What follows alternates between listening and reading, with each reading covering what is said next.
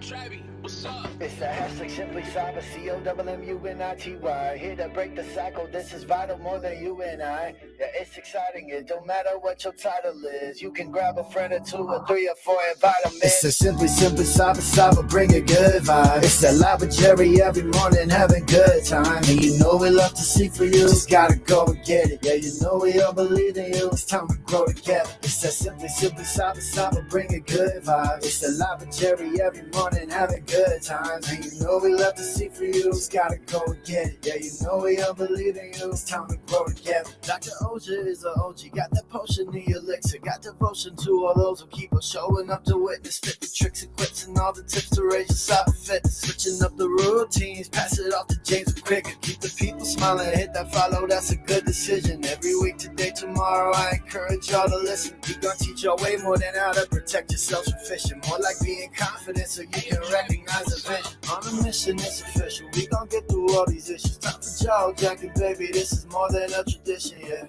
Oh, I can't forget to recognize the mods. They the engine, they the reason that you leave and feeling charged. It's a Simply Cyber, bring a good vibe. It's a live with Jerry every morning, having good time. And you know we love to see for you, just gotta go and get it. Yeah, you know we all believe in you, it's time we grow together. It's a Simply Cyber, bring a good vibe. It's a live with Jerry every morning, having good times. And you know we love to see for you, just gotta go and get it. Yeah, you know we all believe in you, it's time we grow together. Yeah. What else can I say? I hope you find some value in this place and have yourself an awesome day. Simply Cyber's here to stay. So let's all put our hands together ready. Time to hang with Dr. A.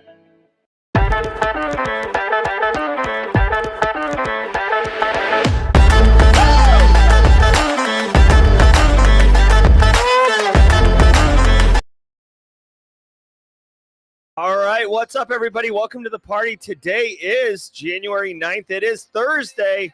This is episode 788 of your Simply Cyber Daily Cyber Threat Brief podcast. Over the next hour, me, you, Glum Hippo, Marcus Kyler, DJ BSEC behind the glass, FedEx down in Florida, Cybersec JS, Elliot Matisse, all the students in the PBCC course finishing strong today.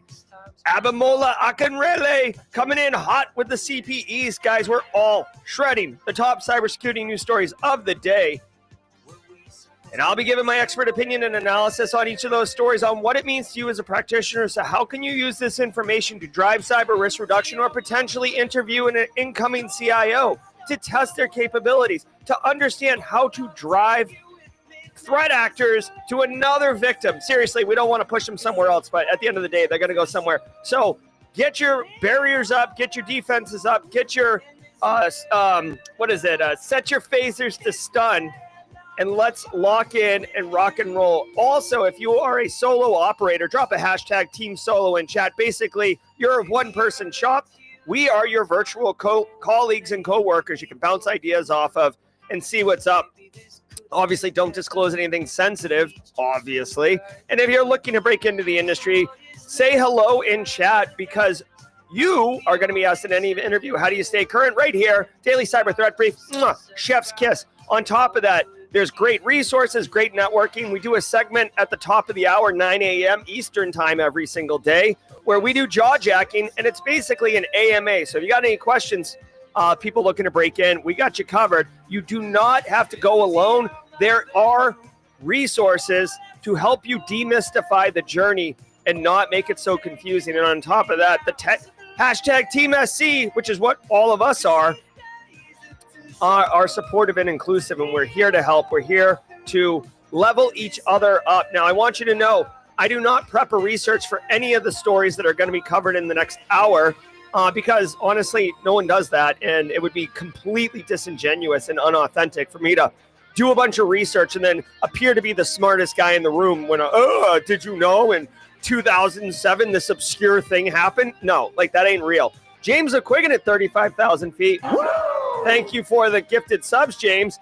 If you are one of the recipients like Maxwell Vargas, Lucas Prawley, Chuck Sapp, go ahead, dig into those squad emotes, and you can thank James O'Quiggin at 35,000 feet. Also, if you heard the new intro theme song for the pod, That is compliments of one very talented Joe Hudson, who loves Simply Cyber's Daily Cyber Threat Brief. He loves our community. He's part of the community, frankly. And he just wanted to do something cool for the community with his talents. So James McQuiggan getting a shout out in that song, and the mods getting a shout out in that song. Now, before we get into it, I do want to say shout out and love to the stream sponsors, those who enable me to bring the heat every single day. And I want to start with Antisyphon training. Now, most of you have noticed that the ad rolls that I do have been cutting off at the end. And I don't know why. It's a restream thing. Restream, it's like a double-edged sword. Like, you love it, but at the same time, you want to shake a fist at it and yell at it. One Casually Joseph, many of you know him as Cashmere, but we call him Casually Joseph in mod chat. He actually added a little bit of buffer. So we're going to watch the Antisyphon one right now. Antisyphon training, super dope. Let me know if it doesn't cut off at the end, basically. Zach Hill, Kathy Chambers, who I had a lovely conversation with last night, Daniel Lowry, all the crew over at Antisyphon training. You might be getting some training at Wild West Hack and Mile High Fest in Denver in February. If you are, holler, say what's up. Actually, if you're going to Wild West Hack and Fest Mile High or whatever, drop it in chat. A good opportunity to connect with other Simply Cyber community members. Let's do 30 seconds with Antisyphon.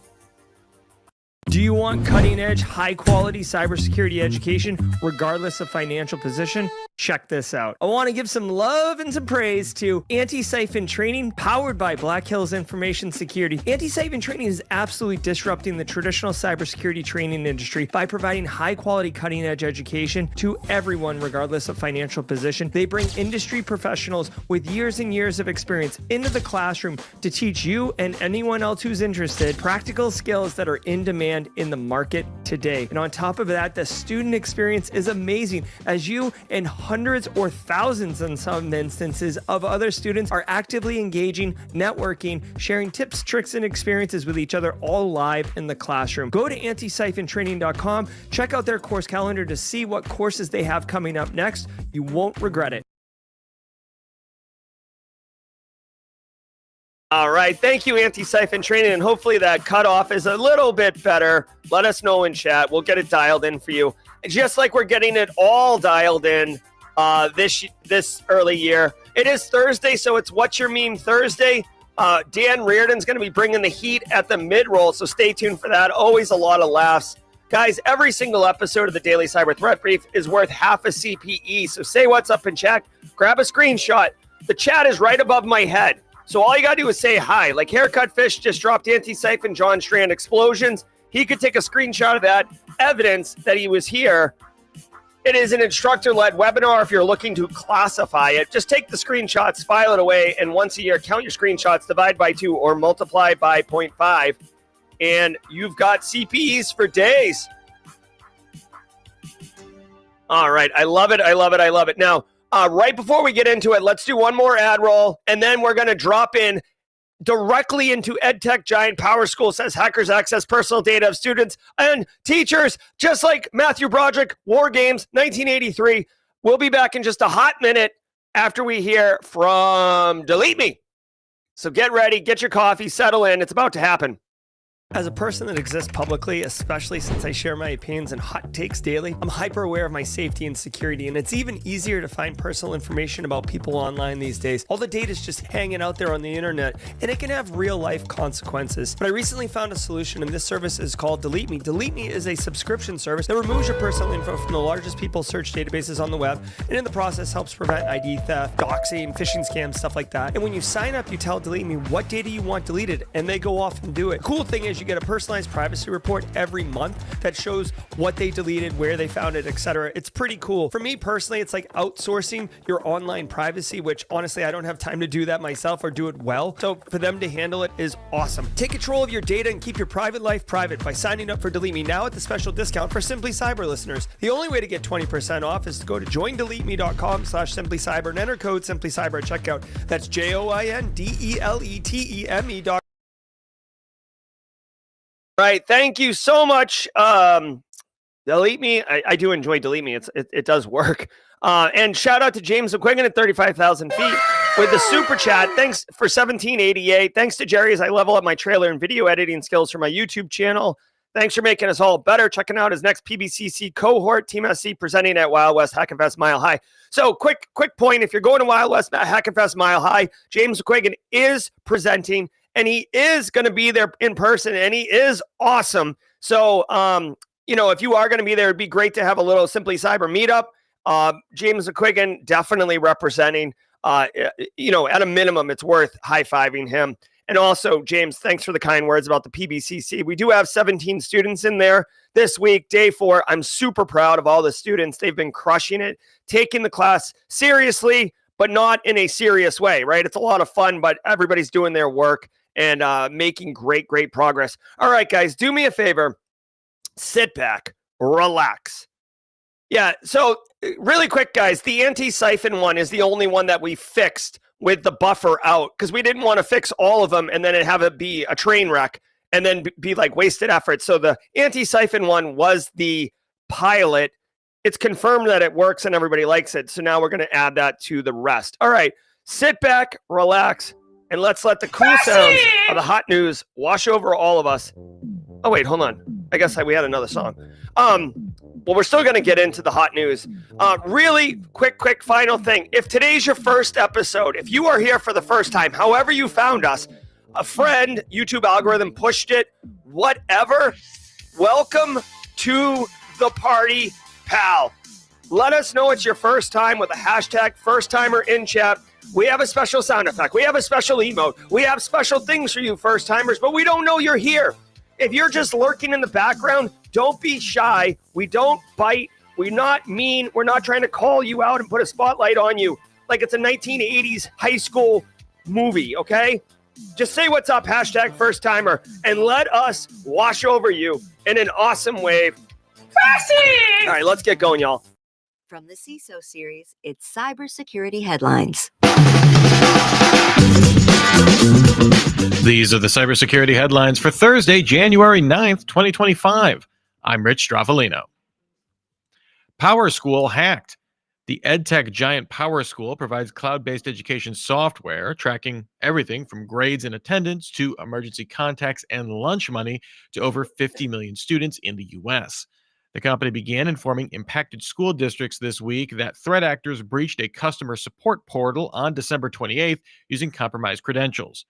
Power School confirmed that stolen data includes names and addresses, but could also include social security numbers and other personally identifiable information, depending on the district. In the FAQ about the incident, Power School said it did not suffer a ransomware attack, but did pay an extortion demand to prevent the data from being leaked.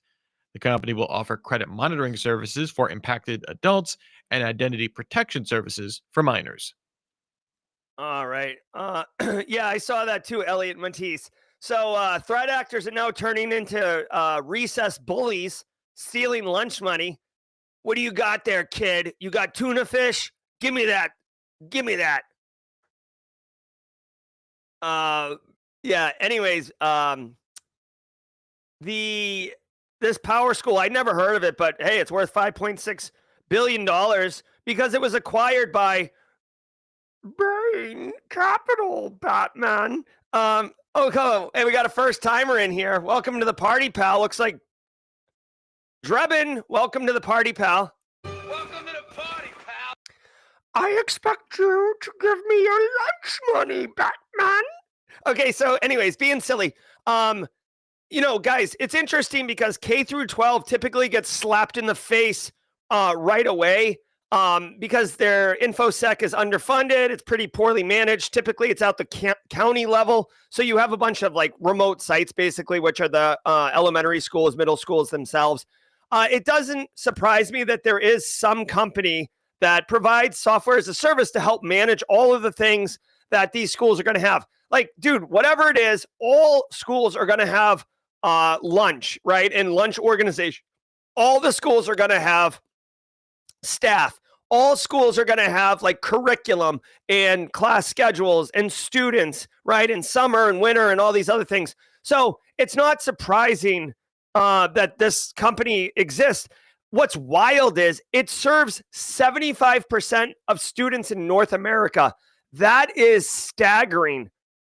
Wow. So we're seeing, yes, thank you. Here we go. Like, in case you're wondering, Bain Capital, if Simply Cyber acquired Bain Capital, this is what it would look like. They got hit with ransomware. They paid the extortion. Okay. So they paid the ransom. And they still have to offer identity theft protection, both for adults and children, which is another interesting bend here when you start getting kids or minors involved. It doesn't say how it happened, but honestly, dude, if you're serving 75% of the United States school systems and you're a $5 billion company, you are a massive company with massive attack surface. Probably, honestly, like if I had to guess, I would say, tens of thousands of employees. Let's actually check this. What is it called? Power School, Ed Tech, employee count, I guess. I'm going to say 15,000. Wow. Only 3,300 employees. Jesus. So that's kind of crazy, man. If you think about it from a business perspective, $5 billion in the overhead for labor is only 3,300 employees. That's insane. That's a really good investment. Straight cash, homie. So they got hit. What I want to say here, because, dude, at the end of the day, we talk about ransomware like literally every day. So it's always the best practices, access controls, network segmentation, EDRs. But here's what I want to say about this. There's an interesting trend here. There's an interesting trend. A lot of threat actors are starting to go up the stream on supply chain. So think about it for a second. I could hit a single school, which a lot of threat actors are doing, right? But if you go upstream and you hit a service provider that serves all schools, you're technically attacking big tech or, what do they call it? Like the tech sector, not the education sector. But the impact is greater, which means you're going to get paid more likely, and you can get more money, basically, right? So, because if you extort a K through 12 school, they're not going to have a lot of money. If you extort a $5 billion company with 3,300 employees, you're going to get paid. FedEx is letting us know that the story says compromised credentials. You should have had multi-factor authentication. That is not a silver bullet. They could have gotten tokens and gotten in that way. Long story short, it sucks. But here's the trend. We saw last year, I forget the name of the company, but there is a software company that serves auto dealerships and provides the infrastructure for those auto dealerships, right? And when that got hit, every auto dealership in the United States was like crapping their pants. Kaseya, SolarWinds getting hacked. So if you work for a big tech company that offers a software as a service where your customer base is businesses, right? Not B2C, like Netflix is B2C, business to consumer. If you're B2B as a big tech company, you absolutely should increase your basically your threat model to have a higher level of likelihood of being targeted, just because there's precedence being set here that it works. You get paid. A lot of like extortion and ransomware payments are going down, or they're kind of like leveled out. These ones are paying. So obviously it's like chum in the water. Sharks aren't going to just swim around. They're going to go right for the chum. This is chum. All right. So anyways, yeah, great, great story. If you do work in K through 12, you have better stories to pick from than this one as far as trying to get budget and convince your end users. But right. So use to manage student records, grades, attendance, and enrollment. So if you were Matthew Broderick in 1983's War Games, which is a very, very great movie, very similar. Okay. Did you know that the reason that InfoSec got kicked up to a new level is because Ronald Reagan, who was the president in 1983, you Gen Z people, look it up in a history book. Ronald Reagan watched the movie War Games and borderline shat himself and was like, can this happen? And they're like,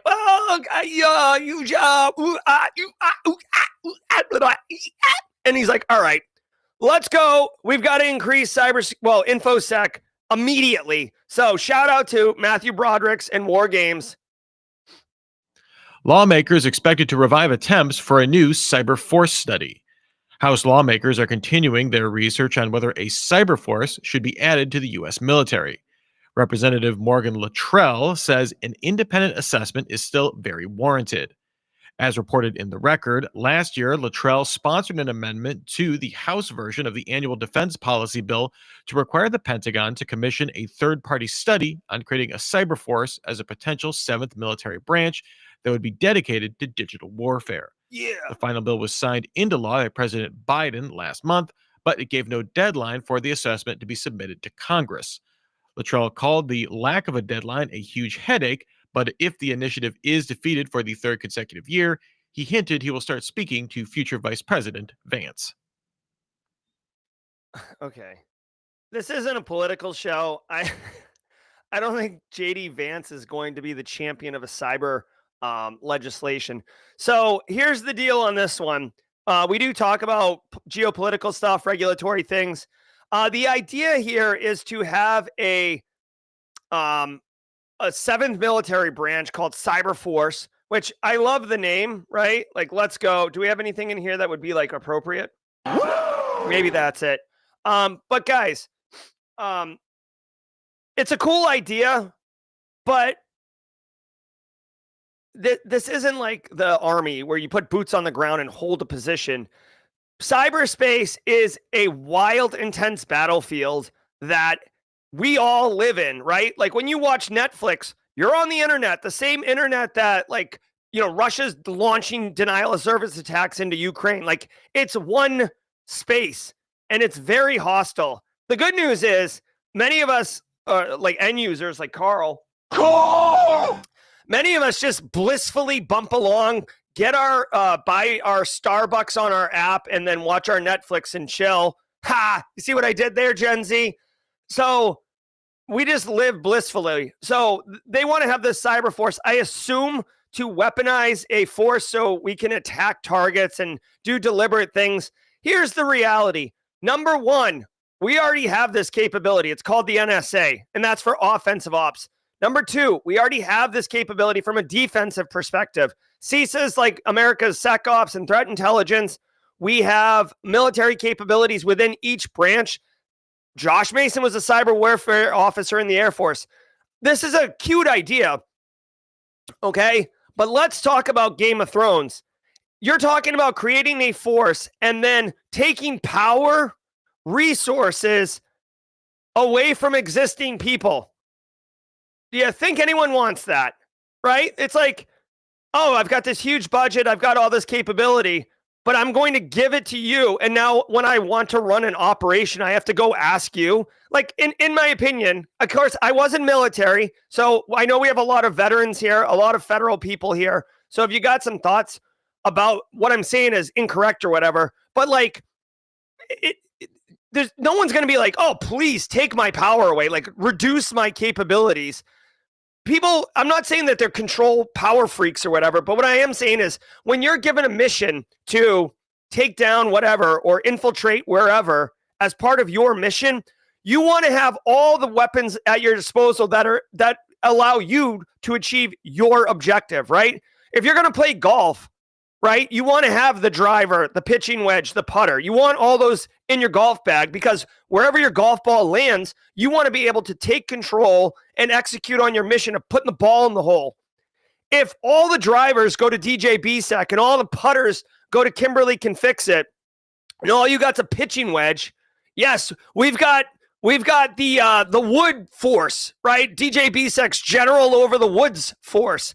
But then I'm at the tee box and I'm like, hey, DJ BSEC, I'd like to requisition one Big Bertha driver. And DJ BSEC's like, well, I don't know. You were kind of a peckerhead at the holiday party last year. Let's get this all mucked up in bureaucracy. So I don't see this getting a lot of support. Is it a cool idea? Sure. I think it's a cool idea, but I think it's really like, I think it's just like rearranging deck chairs. It doesn't change anything. All right. Can we just stick to like patching things? You gotta patch it. Okay. European Commission receives first. Okay, by the way, for practitioners, in order to get something out of this story, this doesn't impact us day one, day two. This is a lot of bureaucracy and moving things forward. It is cool. I will tell you, if it ever does come into Jeff Fuller, 26 months. Thanks, Jeff Fuller. Welcome to 26 months. What I will say is, if this does come ever into being, I could see a lot of people wanting to go get enlisted into the cyber force. Joining the military is not a bad situation. You get veteran benefits and you get opportunity, you get to travel, all these things. Discipline, it's a job. And if you're in the cyber force, you're way less likely to have a bullet shot at you, right? Because you're behind a keyboard. So I could see this being really popular for enlistment. GDPR fine. In Physician Heal Thyself news, the European General Court ruled that the European Commission violated the General Data Privacy Regulation, or GDPR, by transmitting a German citizen's personal data to the U.S. The citizen brought the case after the European Commission used a Facebook sign-in option on an event site. The sign-up sent device, browser, and IP address information to Amazon and Meta. GDPR considers that data to be personal information. Although GDPR allows for hefty fines for violations, the court ruled the EC must pay the person bringing the suit 400 euros. This is the dumbest thing. What are we doing here? Okay. This is like the equivalent of you show up on the scene and there's a strip mall that is fully involved on fire, right? The whole strip mall, the Starbucks, the Radio Shack, the smoothie shack shake, tropical smoothie supreme, whatever, the nail salon, the whole thing is fully on fire. Okay. There's 3 fire trucks there. They're running hoses, spraying. The news is reporting over there. And then someone comes up to you and they're like strike a book of matches and they're like, can you put this fire out? And they turn and just start spraying the book of matches. What are we doing? This is ridiculous. Okay. Listen, just because it's small potatoes doesn't mean it's not important. That German citizen's information was transmitted. The European Commission, who's responsible for enforcing European laws and EU laws and privacy rules and all that, did violate that. I'm sure it was a mistake.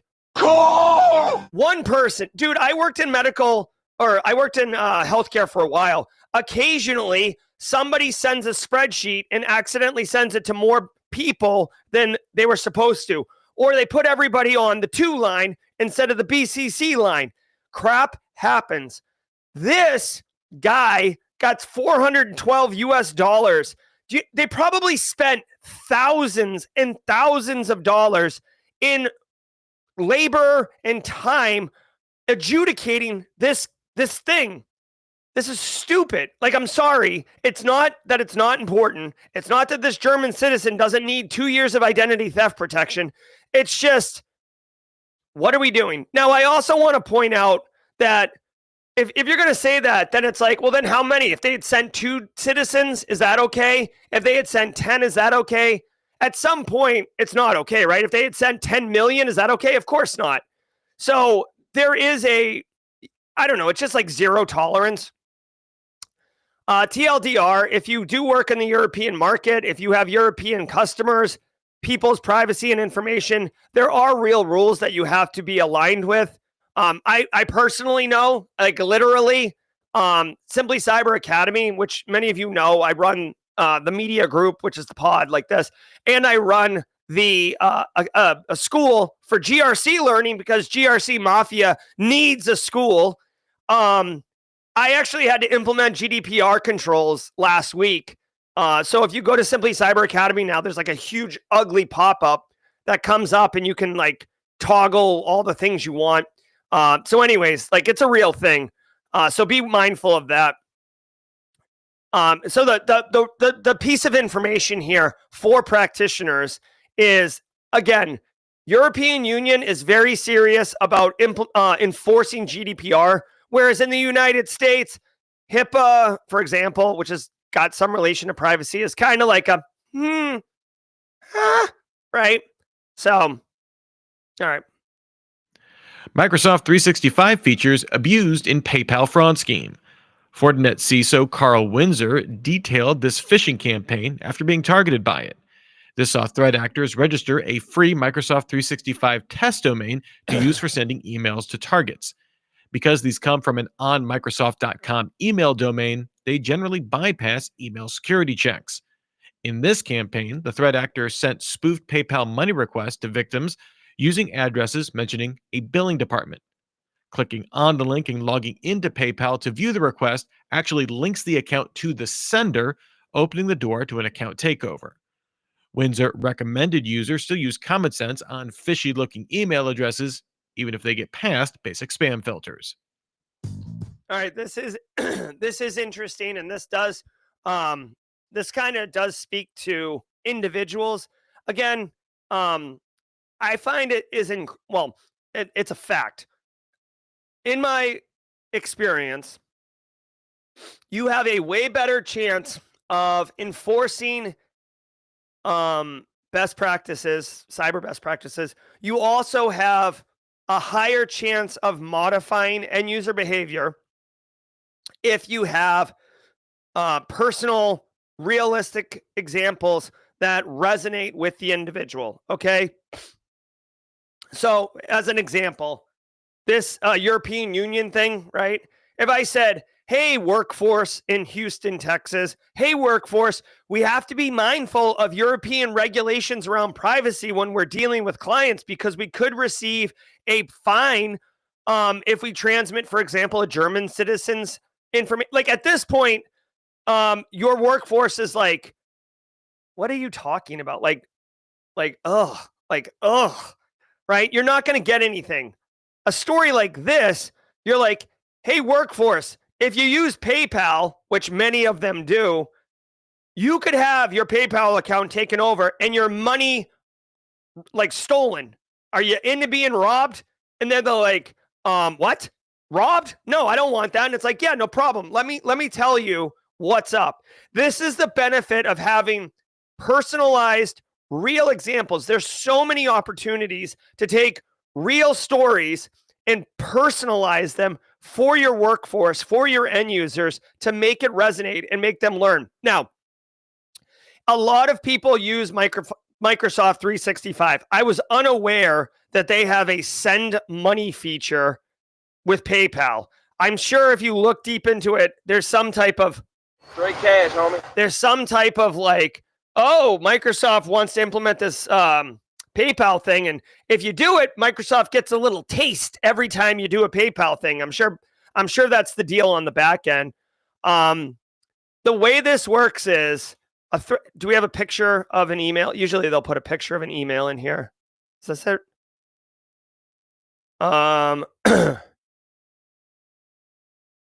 So it looks like the email comes in saying that there's some type of transaction on your PayPal account. This is going to cause you to freak out. So this isn't like here's an invoice, please pay it.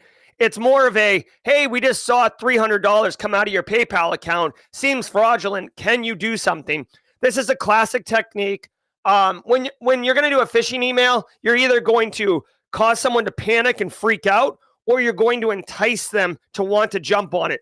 So an example of these two is, one is like this story where it's like, hey, there's fraud on your PayPal account. Respond in the next 20 minutes or we'll assume it's a legitimate transaction. And you're like, oh. The other one is, hey, we have free tickets to the Masters golf tournament, or we have free tickets to the World Series. The CEO's giving them away. First employee to respond to the email gets the tickets, right? It's like anything else. Like, oh, we've got furniture in the break room. First one to reply gets it. People will freak out and run right into the fish because they'll be like disabling their guards because they want to get whatever it is. These are the two techniques. This one obviously chooses the fear-mongering technique. And basically, once you log in, somehow the scammer can take control of the PayPal account. Obviously, you're not logging into a legit portal. You're logging into a lookalike portal. Right, so it's not PayPal you're logging into. It's a phishing landing page, right? So the technique is classic. This is a classic phishing attack. Here's a link. Click on it. Go to a lookalike website. Drop your creds, and you're taken over. Okay, it's just the technique is PayPal. So what I would encourage you to do is here. I'm going to drop a link to this story in chat. What I would encourage you to do, if you're responsible for educating your end users, if you're GRC. Use this story and whip up a nice little 30-second informational awareness thing and help people not get robbed. And by the way, it's PayPal, but dude, this can be ported over in a hot minute to Venmo and other ones. I think the reason it's PayPal and it works a little bit better is because Microsoft 365 has some type of PayPal integration. So it's like less likely to look fake through the domains that they're using. I think they're hosting the landing page on Microsoft 365 infrastructure as well. So that's what's up. All right, let's keep going. And now thanks to today's episode sponsor, Nudge Security. Trying to squeeze a few more line items into your 2025 budget? Nudge Security can help. It's the only solution for SaaS security and governance that can discover up to 2 years of historical SaaS spend along with usage insights so you can uncover wasted spend and redeploy those dollars elsewhere. Start a free trial at nudgesecurity.com/SaaS spend and find savings before you can say Happy New Year.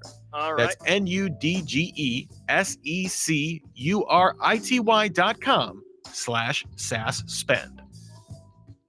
I also want you all to know, because this isn't our sponsor, this is their sponsor. I want you all to know about Threat Locker. Let's do the Threat Locker, and then we're going to get right into the mid-roll. So get your chops, or get your vocals warmed up, because we're going to drop Simple Minds, and we're going to introduce the first-timers into our mid-roll technique. 30 seconds, Threat Locker.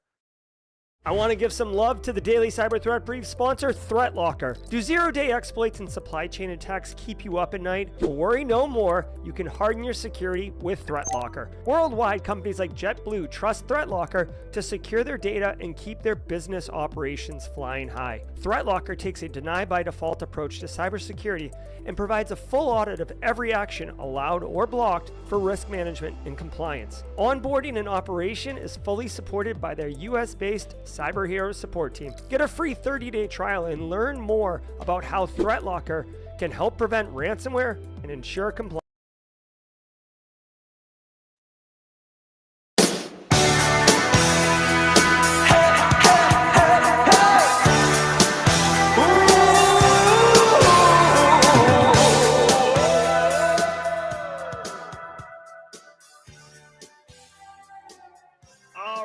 Thank you all so very much for being here today.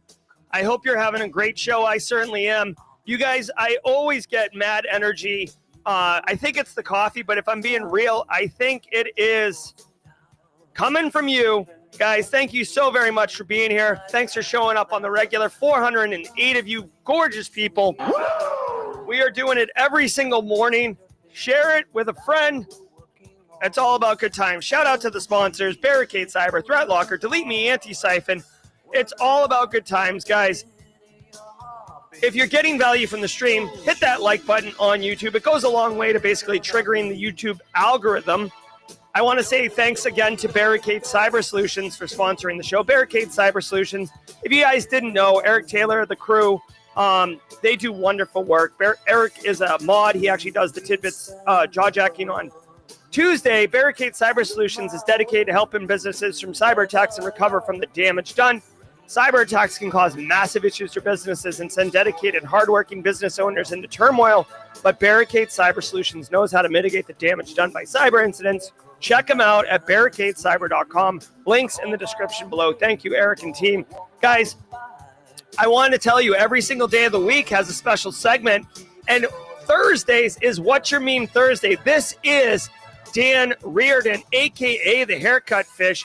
He makes a custom meme every single week for us. He's done it for years, and now he's getting he's getting recognized properly. Kimberly can fix it, continuing to level up all of the graphics for the show as we celebrate our Podcast of the Year award. Moving into it, Eric Taylor dropping bombs.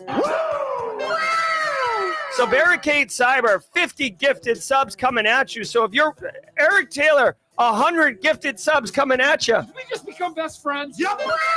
All right. So if you are in chat, you are probably about to become a subscriber or a member of the Simply Cyber Squad. So scoop it up. Get in there. Guys, Dan Reardon, Haircut Fish. If you didn't know, just the memes are awesome. Last week, we have a regular Blue Badge member of the community. Many of you know him. His name is Nick Barker. Nick Barker is a treasure. He's got great energy. I mentioned last week that I think Nick Barker should have a podcast. I don't know what it's about, but just more people need to know Nick Barker. I made the reference that nobody puts Nick Barker in the corner, kind of like Dirty Dancing. Haircut Fish went next level and memed this. Here we go. Here's your meme. No one puts baby in the corner. Nick Barker and I. So Nick Barker, next time I see you, you'll have to run at me and I will pick you up and you can swan in the air. Ladies and gentlemen, this is your meme of the week. Thank you, Haircut Fish. Thank you so much. Hilarious. All right. So get ready to do your la la la la's, y'all. Alpha Sierra will lead us off.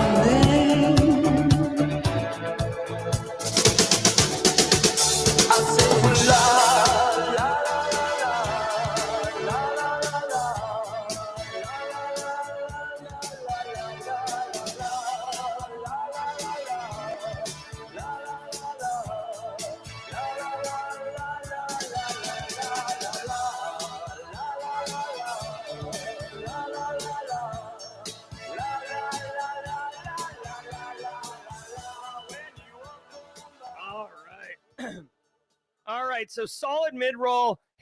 Eric Taylor gifting 100 subs, so 100 new friends in the squad. Check those squad emote trays. You got access to them all now. Thank you, Eric Taylor. Thank you, Barricade Cyber. We do have a Barricade Cyber emote, so if you wanted to test out your squad membership, do go to the squad tray and grab that Barricade emote. Let Eric know. All right, let's keep going and finish strong. Remember, it is Thursday. You may notice that I'm wearing a button-down shirt, which is like, what is Jerry doing? It's first day of Citadel, so I need to go teach. DJ Bisek, I will be handing off to the show once he gets back from doing a personal matter. Let's keep going. Akamai to end CDN service in China. The company informed customers of its content delivery network service in China that it would end service there as of June 30th, 2026. Akamai will offer migration services to the domestically based Tencent Cloud or Guangzhou Science and Technology, as well as support switching to a CDN outside of China. Often these types of market withdrawals come from concerns about partnering with local Chinese companies to stay in the good graces of regulators. But an Akamai spokesperson cited a statement from CEO Tom Leighton from its Q3 earnings call, saying that compute and security services now generate the majority of Akamai's revenue, and that the company may be focusing on higher growth areas rather than traditional CDN services in the market. All right. First of all, I've never heard of China referred to as the Middle Kingdom, so that's a new lesson learned for me. Secondly, Akamai... Listen, if you've ever looked in logs, right? You're training to be a SOC analyst, or you run your own shop or whatever.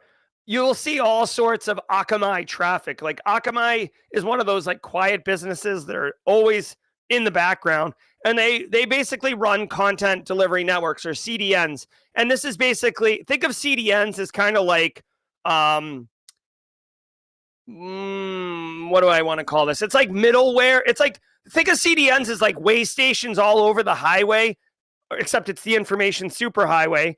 And, if you want to go somewhere like Amazon.com or Netflix, instead of, say you live in Australia and you want to watch Netflix, you're not pulling streams from California.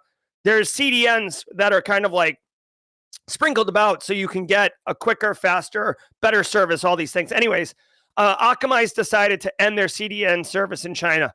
Not really a cybersecurity story at all. Okay, this is more like Fortune 500 business. If you are doing business with China and you are relying on Akamai for your CDN, this would bother you, I guess, but not a big deal. I will say that Akamai said this has nothing to do with China, like politically or anything like that. Guess what? Straight cash, homie. It's all about money. If Akamai doesn't need to, poke China in the eye on the way out, then why would it? Listen, the lesson here, in my opinion, the lesson here for everybody to take away is more of a professional best practice. If you're going to quit a job, right? Quit a job, or you own your own business, right? And you're going to fire a client. Most people think like, oh, if I have a business, I want as many clients as possible. Well, let me tell you from reality and lessons learned, and many of you probably can share your own stories as well. So feel free to drop those in chat. A lot of times, 20% of your clients take up 80% of your time, right? Not all clients are created equal. Some are high maintenance, some are pains, some just are like a pain, right? So sometimes you want to fire your clients in order to free yourself up. So you take one step back in order to take two steps forward. That sounds like what Akamai might be doing here. They're like, oh my God, working with China, it's a problem. So we're going to gracefully back out. They're giving them till June 30th, which is a great 6 months to do transition work and all that other stuff.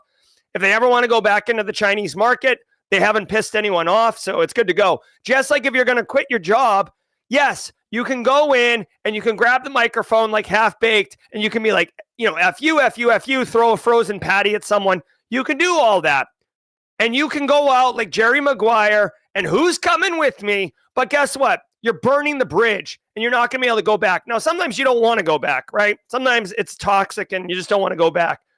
But give yourself options, all right? So always choose kindness, at least in my opinion, unless it's absolutely unsalvageable and you're dealing with an absolute narcissistic, toxic nightmare. And then, even then, I would just gracefully leave and then just never, ever, ever go back and then tell people discreetly not to go there. Hackers have their own shadow IT problems. Research from Watchtower Labs reveals that the problem of shadow IT impacts hackers as much as it does CISOs. Writing in a post that was released last Wednesday, Watchtower Labs CISO Benjamin Harris and researchers Elise Hammond said they successfully identified entry points into thousands of live backdoors being used by hackers through the interconnected infrastructure they leave behind. This hijacking allowed them to track compromised hosts as they reported in. It theoretically gave them the power to commandeer and control these compromised hosts. In many cases, attackers leave behind old web shells containing snippets of code that could be used to identify and compromise newer active web shells and domains being used in ongoing hacking campaigns. All right. Update. News story. January 9th, 2025. Carl works at Threat Actors Academy. Okay. So check it out, dude. Here's the deal. In 2025, yes, there's the occasional lone wolf hacker, right? Like Intel Broker or US DOD, right? There's these lone wolf operators. But for the most part, the people that we are worried about, the ones that we're concerned with, the ones that we spend lots of money to defend from, they are businesses.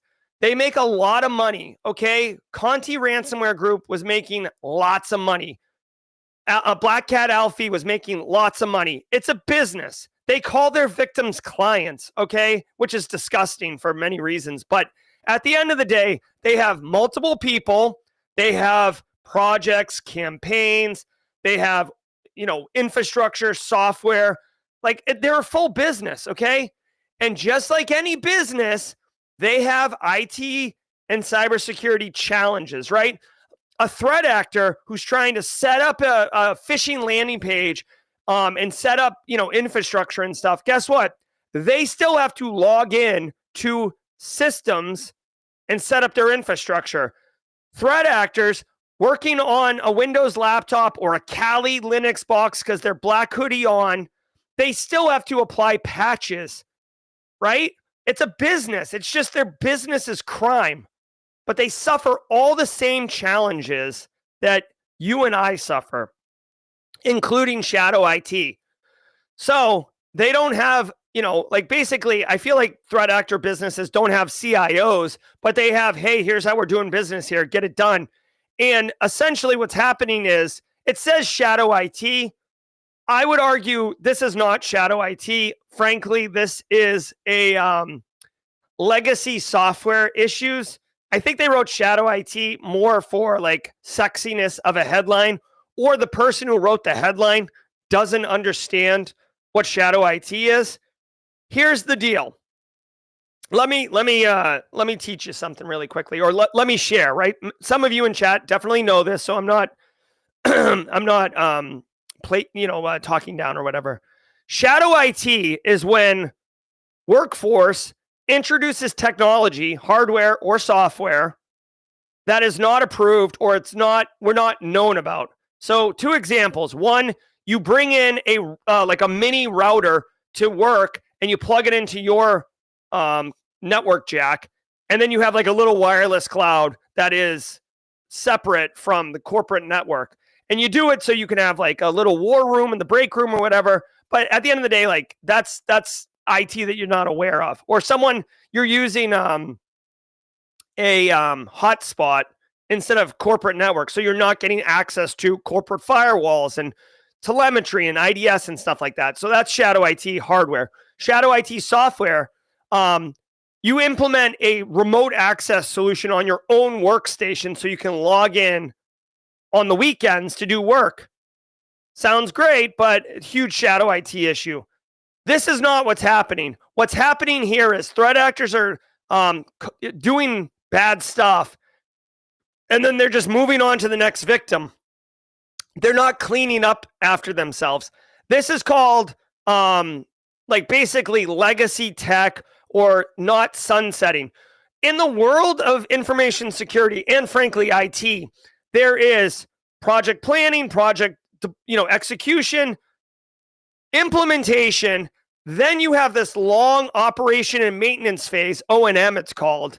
And then at the very end, you're supposed to have decommissioning. This is a system life cycle. What happens is everybody and their cousin gets all geeked up about launching a new project. Woo! We're getting a new instance. We're rolling out ServiceNow. We're rolling out SAP. We're rolling out Microsoft 365. Everybody, let's get together. CIO does a big campaign. There's flyers in the elevator. Then it turns into O&M. And now it's just the way we do business. We're on Microsoft 365. We're on ServiceNow, whatever. At the very end, when the successor to ServiceNow comes out, let's say we're going to get on Salesforce, all right? Hey, ServiceNow, the price went up. It sucks. Let's get on Salesforce. Yay! Now here's a new campaign. CIO going ham. Everybody's excited about Salesforce. And then we roll out and go on Salesforce. And nobody, like people stop using ServiceNow, but nobody shuts it down. That's attack surface. That's what happens here.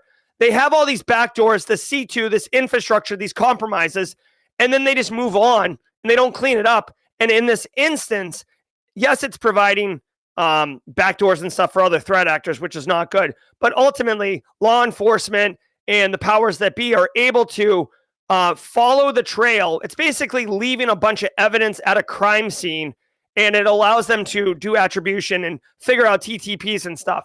The final thing I'll say about this is it's basically like Marv and the other guy, Joe Pesci, being the wet bandits, right? They're leaving clues at crime sites that is basically letting law enforcement know what their TTPs are.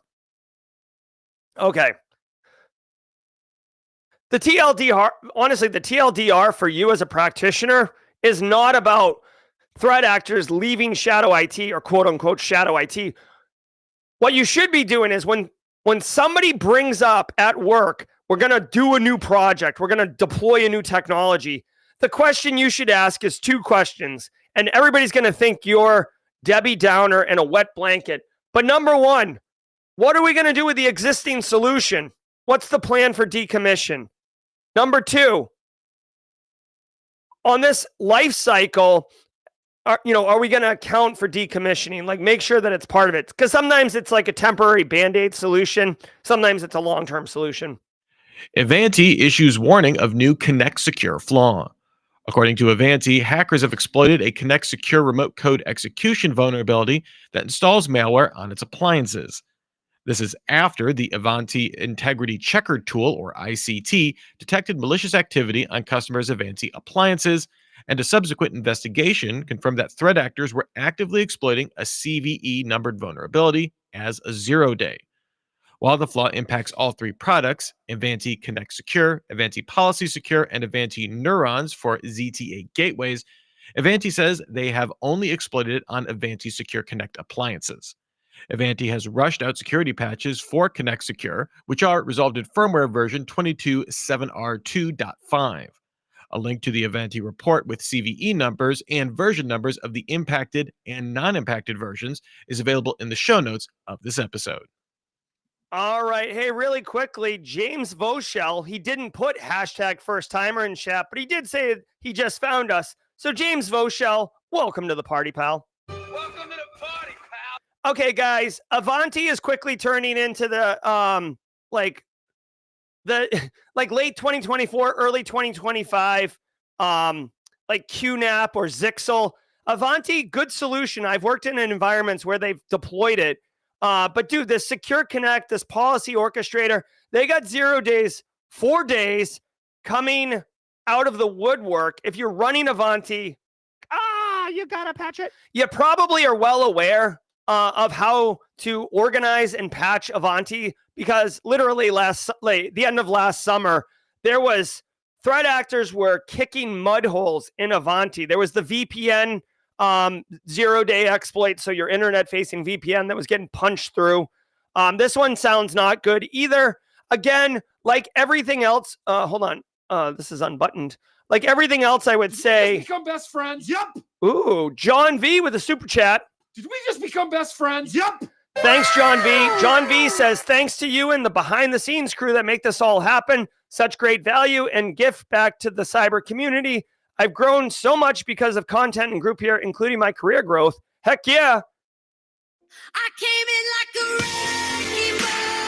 I love it. I love it. Now, we are kind of pushed for time here, so let me just quickly do one thing. Whenever you see a CVE or whenever I see a CVE, now that I have talked to Brandon Poole, I always like to go to this EPSS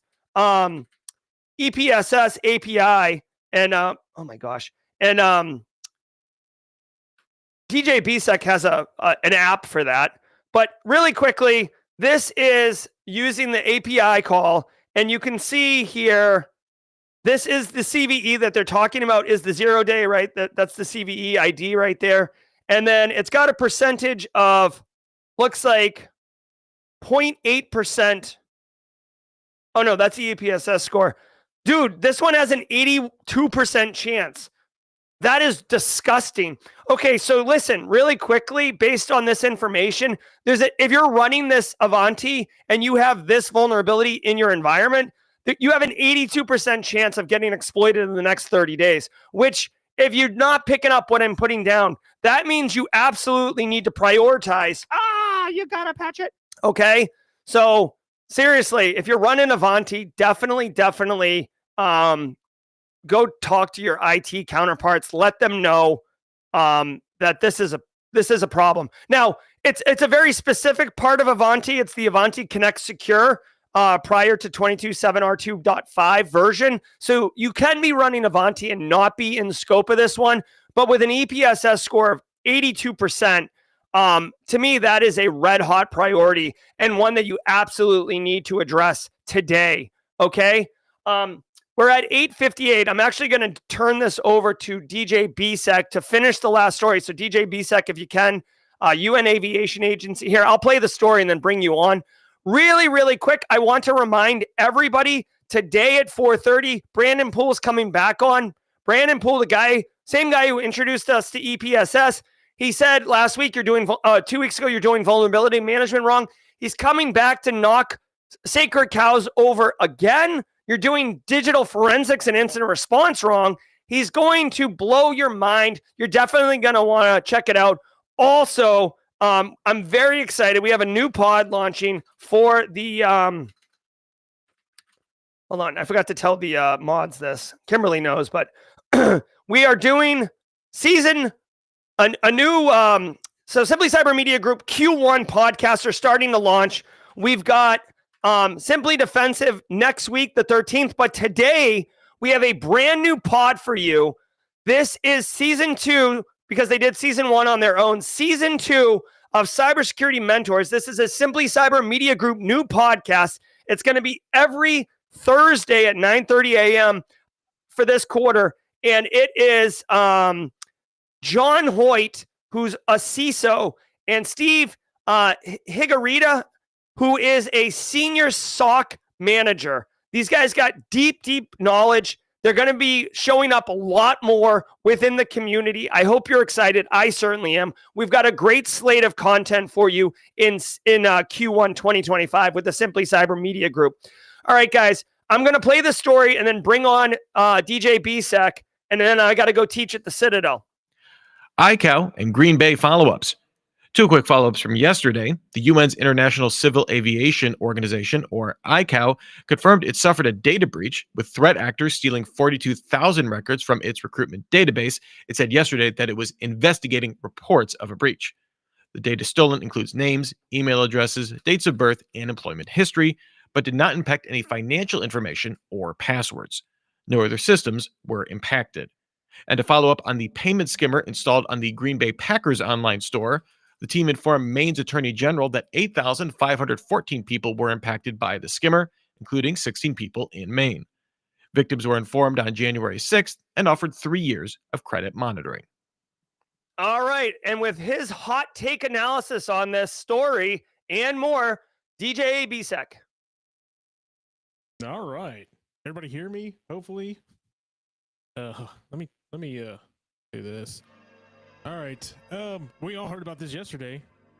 Kind of throwing me right into the mix. We all heard about this yesterday. Sounds like the Green Bay Packers, or the store itself, is just going to do what everybody always does and give them their full year of credit. Kind of missed everything that was going on here. I just ran in, and then we saw ICAO. So just an update from yesterday. Nothing really big about this story, as they said. Just an update from what was going on with both of these stories from yesterday, as an attacker claimed to illegally access thousands of documents and skim the store for the Green Bay Packers, which I think I put in chat yesterday. Maybe the skimmer was Detroit, because I think Detroit, the Lions, owned them this year. All right, with that said, let's go ahead and jump on over to jawjacking. Let me see if I can find all this. I was trying to get everything ready, and I just kind of got thrown under the bus here. Let me find this.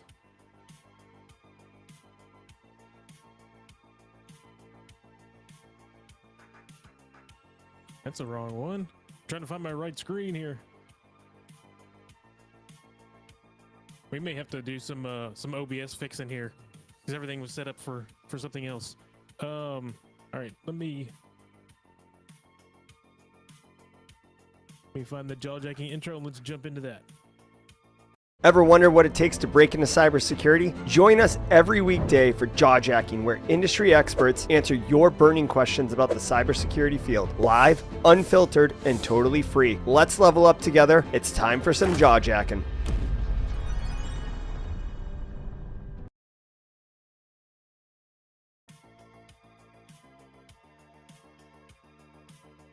All right, chat is all right. Everybody's saying my volume is low, but my volume is as high as it can go. So I don't know why y'all are hearing a low volume. Let me fix. I got to work on this this real quick so we can get this squared away and looking correct.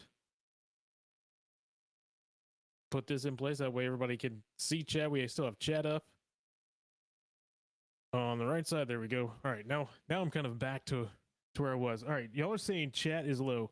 The microphone is as high as it can go. Eric is in the green room. He's saying I sound fine. What does everybody else say? Wait, forward all through this. All right. I'm gonna turn the music back on. Y'all tell me, is the music low? Is my voice low?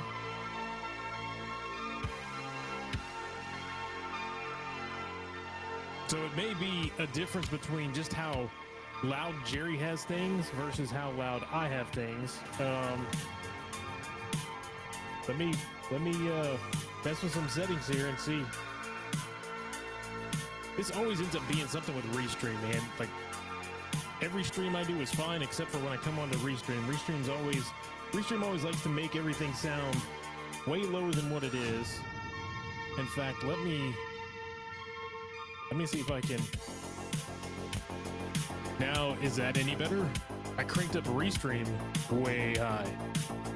My voice is low.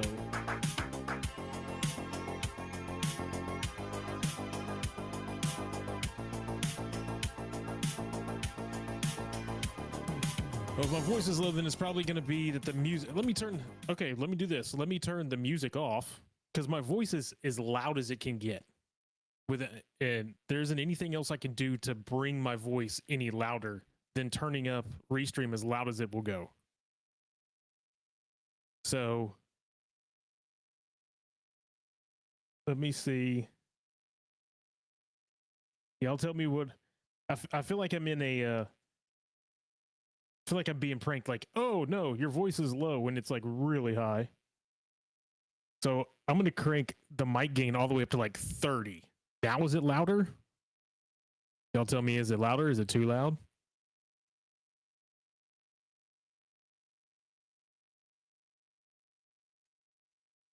All right, I see it perfect. Yeah. Now Eric is screaming in the background like, hey, this is way too loud. All right, keep the music, just turn it down. Not okay. I'm not right now. I'm not worried about the music. So now everybody can hear me. So I've turned my mic gain up to like 20. But let me do this. Y'all tell me as we go through everything on here. Let me crank this down. Now y'all tell me, how does it sound? Because now I've got Restream set at 100.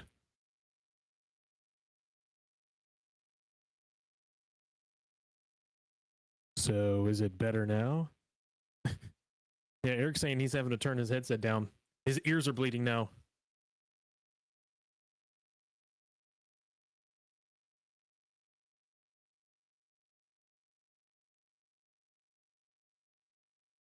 Yeah. So Justin's saying I'm definitely lower than Jerry. Usually when I get on here, whoever is the owner of the stream is loud versus everybody else.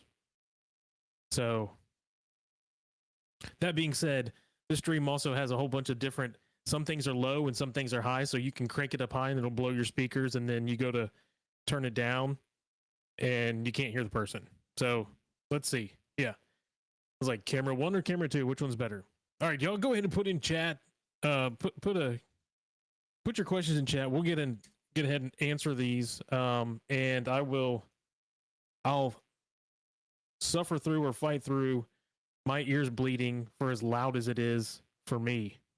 See, I can turn my volume down in my ear and I can keep the mic gain way up. So hopefully that sounds good. Let me see if I can turn the music on. So now that I got music on, is it any better? And it may be that the music is so loud that it's actually drowning out me. So let me do this. So now that the music is down low, a little lower, I think I got the music set to about 50% now. Am I better? Yeah, I don't think it...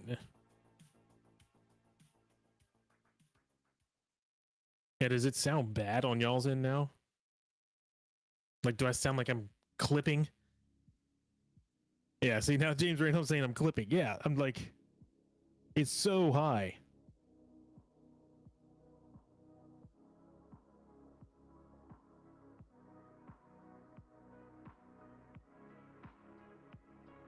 All right, we got a question coming in. Is I cannot get the motivation to learn or expand. What small things can I do to help me learn, or things that can motivate me to gain experience to learn? So Sean Sailors, I'm gonna, as I have this up, and I'm gonna be messing with some of the sounds just a little bit to maybe drop the clipping down some. Motivation. So when we talk about motivation is a personal thing. I don't know what gets you motivated, right?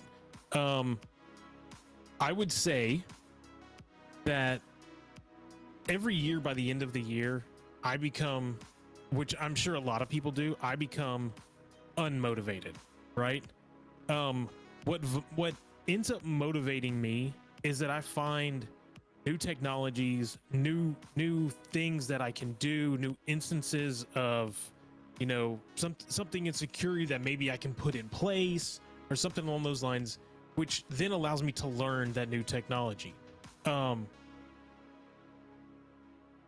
Motivation for me is also having a passion for this stuff. If you don't have if you don't truly have the passion, like if you're sitting here going, hey, I really want to do this, this is something that I feel like I'd be good at, but you don't necessarily have the full-on passion to want to be doing it all the time, want to be learning all the time, then there's not much that's going to motivate you to do it.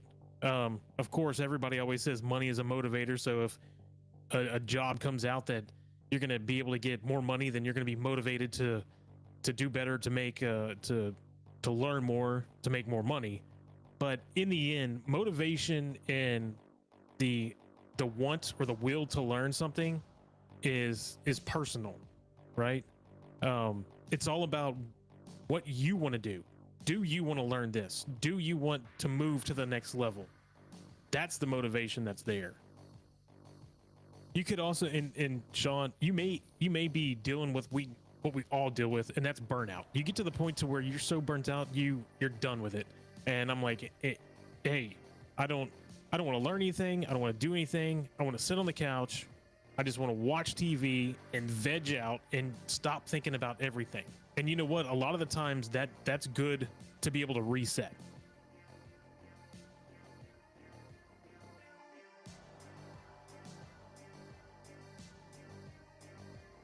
All right, we got another one in here. Peter Smith says, where can I learn to conduct real holistic research that will lay a firm foundation for high-level courses such as CSC 804, CSC 807, or help me become an expert researcher? Oh, that's a good question, and I do not have a good answer for that. I am not a researcher. Now, I do research, but I am not a full-time researcher. That's not something I do. My research is hearing about something and then going out and being motivated to go learn it. Let me see here real quick. I'm trying to look up and see if there's anything. Maybe somebody in chat may have a good resource for this. I'm not sure about any resources in itself or high-level courses when it comes to security research or computer research or something. That's more of on an academic side, on an academic level. And that's not really something that I deal with daily or deal with at all.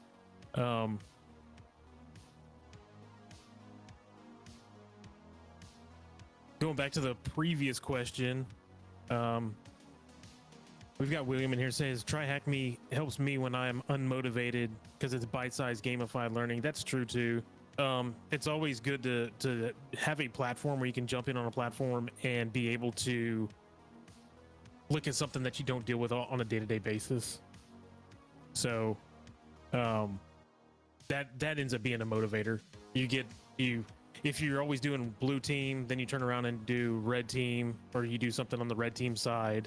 That that helps motivate because you get to learn a little bit and you get to see the other side.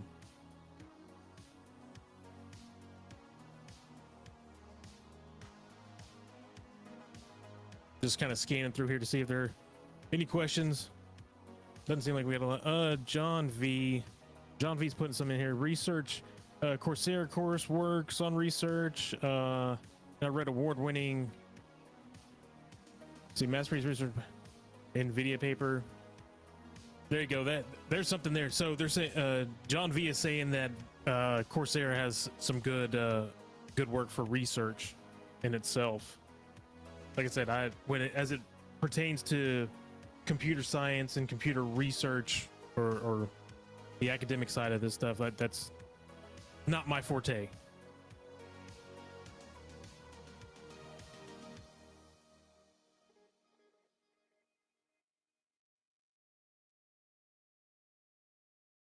All right, slow question day.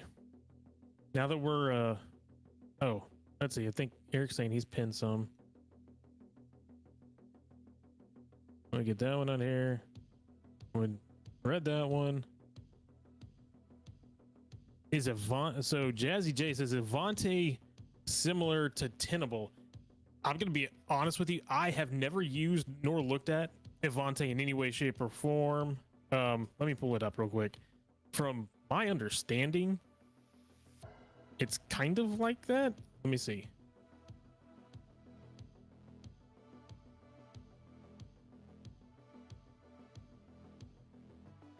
I'm gonna pull this over. We will look at it together. All right, so asset discovery, unified endpoint management, network security. No, that's not Tenable. So Tenable does a lot of it's more of threat management. This looks like it's more along the lines of, like I said, I haven't dove into this that much. Let's see products. It looks like asset discovery, endpoint management, modern device MDM. So you got MDMs in here, workspace. This looks like it's something more along the lines of like a full-on total asset management, with possibly, did it have? It's got patch management for Intune. I don't know why you would need that to do patch management for Intune. You can do patch management in Intune.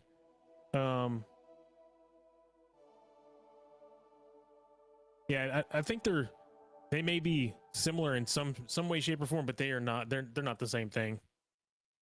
They're not. I know Tenable is more along the lines of like threat management, vulnerability scanning, and so forth.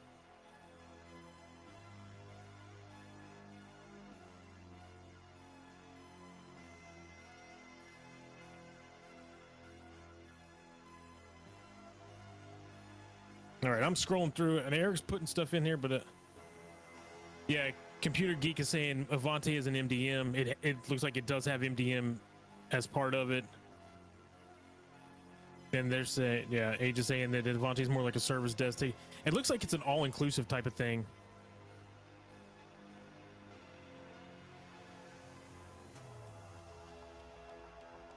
Let's see, I'm on Brian Clark's advice on ACEs for CISSP. I'm on the backstretch and I need to start reporting. I have CS, but what other things are high value?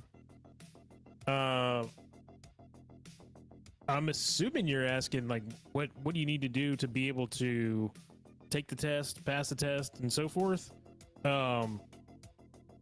So when I took the test, when I took CISSP, I actually went on. They've got IC squared. Let me see if I can find. There are a couple of places out there that have the ability to. They basically have questions. So, I'm trying to find my book. I think it's Wiley. Wiley has the ability. Or hold on, just a second.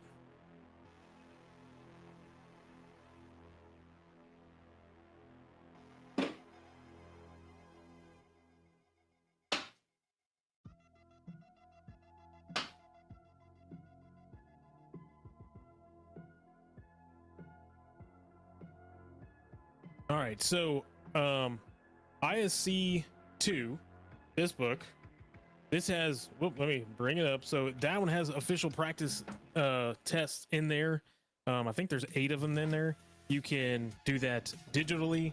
They also have the full guide, so you can get the full guide online, listen to it. And then there is another, which I should probably go ahead and put this online somewhere. There's another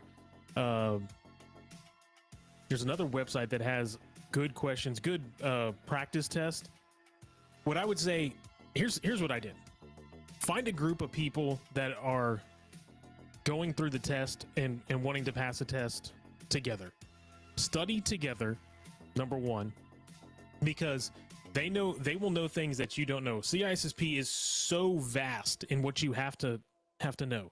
So you may find somebody that is great at risk management, then you may find somebody that is great at networking, and you may be great at, physical security or something along those lines. So you may be able to answer anything and everything about physical security, but not necessarily know everything about what you would do for network security, or maybe encryption or cryptography or something along those lines. So you get your group together, you study together, take the test together, like pick a test, take it together. And when I say test, there's a practice test. You can do the practice test together. You all figure out what answer you want, right? So together as a group, you figure out what answer you want, and then you discuss why it is the way it is, or why it is that you chose answer A versus answer B, right?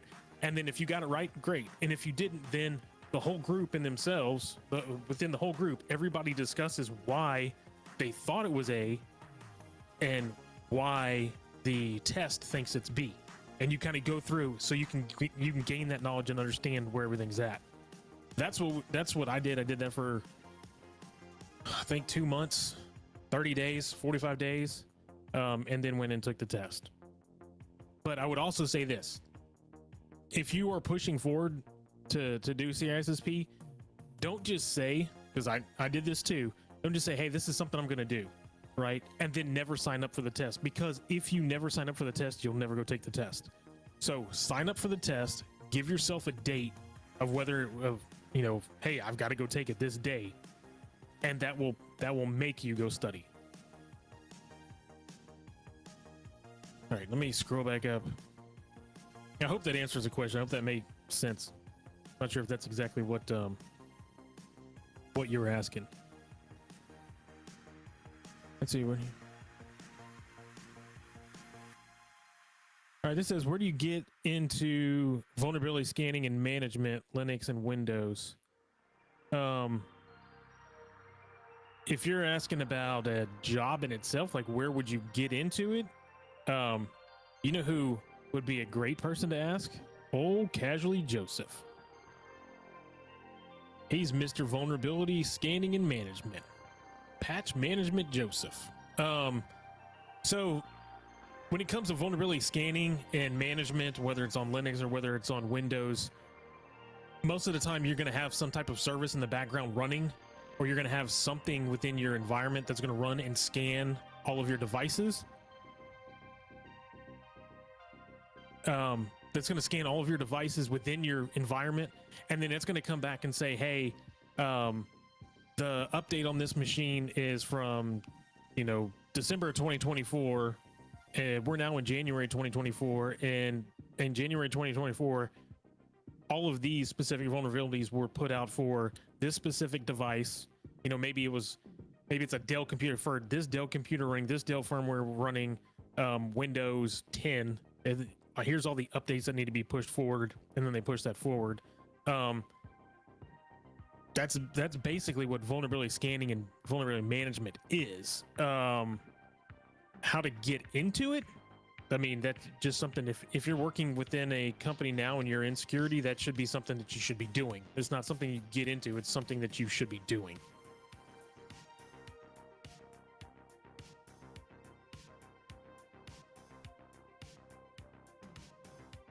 All right, does anyone have any advice on getting into application security? I'm passing along this question A LinkedIn connection asked me helped. Okay. What I would tell them is application security. It kind of depends on where we're going with this. Are we talking about the build side, or are we talking about like the pen testing side or red team side for application security? If you're talking about on the build side, that's going to be something they need to.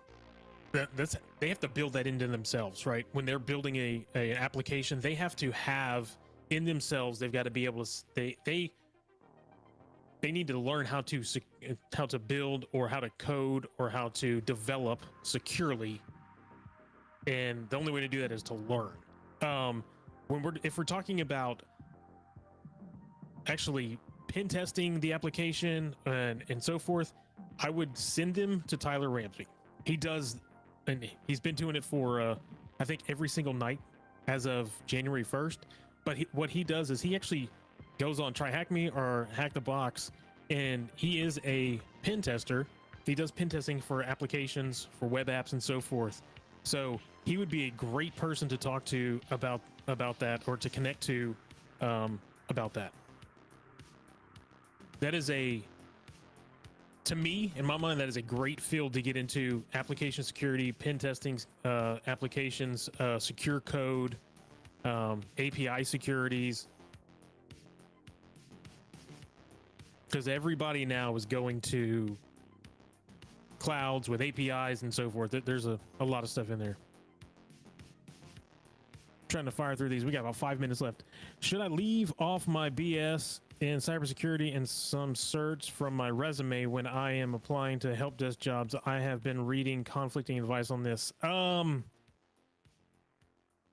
Here's the thing, James. Here's what I would say.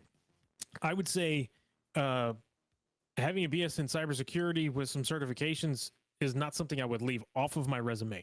I would also say, if you have never had a job in IT or in cybersecurity and you're trying to get a help desk job, many people that will see this on your resume will think that you are above what it is.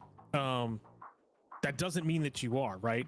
If on your resume, all you've done is, I don't know how old you are, but let's just put this kind of in a scenario. You went to college, or you graduated high school, went to college, got your BS in cybersecurity, went through everything. So now you're in your early 20s and you're looking for your first job in IT. If you have no IT experience on your resume, but you have the BS in cybersecurity and you have certifications, then that shows that you do have knowledge when it comes to that. And that shouldn't be something, in my mind, as a hiring manager, I would look at that and go, okay, well, this person at least has education in here, versus somebody that's never done anything before and is looking for their first help desk position. I know from what I've heard, I know right now the job market in itself is a little rough. So what I always tell everybody is you need to tailor the resume to the job that you're looking for or searching for. So if you find a job and it's for company A, then you need to do your research on that company, find out what they do, see if you can figure out what machines they use. Are they a Windows shop? Are they a Cisco shop? Are they whatever it is? And kind of tailor your resume to that. I can see why somebody would say, hey, leave off that you've got a bachelor's in cybersecurity, or leave off the certifications. But also, you need to look at the job description itself. Some of those job descriptions say, oh no, we need somebody that has a 4-year degree or a 2-year degree, or has been in the industry or been in IT or security for 2 to 3 years. If you haven't been in the industry for 2 to 3 years, but you have a 4-year degree in it, then that would kind of, hey, I don't have the hands-on experience, but I do have the education. It's kind of a catch-22.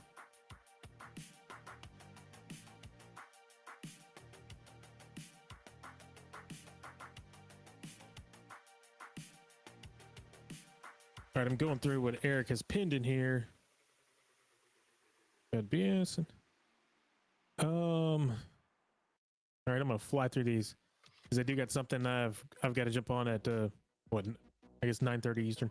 We're What would your method be for studying Security Plus, and how long would you recommend the average time someone should block out a total? So, Security Plus, what do I recommend for Security Plus? We have a great moderator here at Simply Cyber by the name of Jesse Johnson. He runs a Security Plus, I'd say podcast, but he has a YouTube stream that he goes over Security Plus every weekend, every Saturday. I would go check that out, number one. Depending on how much security you know already, have you been in the industry? Have you not been in the industry? Do you know some of the stuff, or are you just trying to, hey, make sure that I know a little bit about what's going on with security, or I'm going to understand some of the security before I go take the test, those type of things? Then I would say you need to block out maybe an hour or so.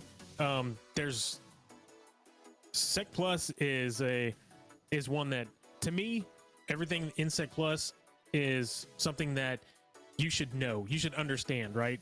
If you're in the industry, you should be able to say, oh, I understand why this is happening. For Sec Plus, I would say block out an hour a day. Maybe when you get home, run through one of the domains or one of the chapters, understand it. But like I said before, for CISSP, make sure you're in a group, because just studying by yourself, you may be getting something wrong and not get an explanation or understand why they have the answer that they have. Professor Messer is also a good place to study with. I'm not sure what you're using to study.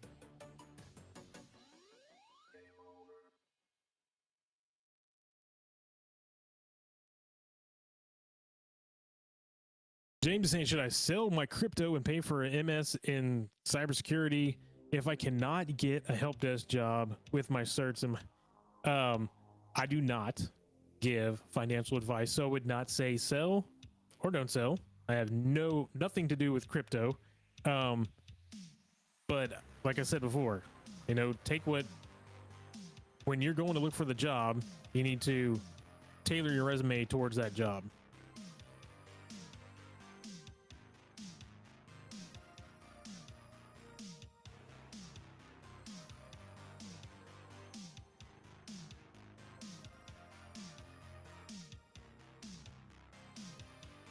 All right, I got one last one, and then I've got a jet. Oh, do we? Yes, there we go. Let's in fact, we're gonna drop this because we do actually have another podcast right here that's coming up. Let's all jump over. I'm putting this in chat right now. I missed this, and I just put it in chat. I put it in as myself, and I will put it in as Jerry as well. Let's jump on over to the podcast, the Season 2 Intro to Cybersecurity Mentors podcast with John Voight and his counterpart. I'll put this in chat here, and I'm going to wrap up this so we can all go over there, watch that, and watch the first season, or the second season. I guess it's the first on Cyber, on Simply Cyber. Season 2 of the Cybersecurity Mentors podcast. Everybody click on there. Let's go over there and check that out. And we will see everybody tomorrow for the Daily Cyber Threat Brief. Let me find this outro. I'm always ready to go.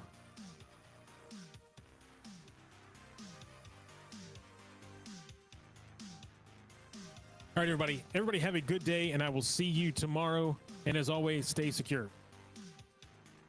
Hey everybody, I hope you enjoyed that content. Keep the cybersecurity train going by connecting with the other Simply Cyber community resources. We have the Discord server that's lively and always keeps the conversation going. You can connect with me directly on LinkedIn. And also every single weekday morning on the Simply Cyber channel, we're doing live daily cyber threat briefings, 8 a.m. Eastern time, as well as Thursday at 4:30 p.m. We're doing live stream interviews with industry experts, and we produce videos that we push out every Wednesday morning.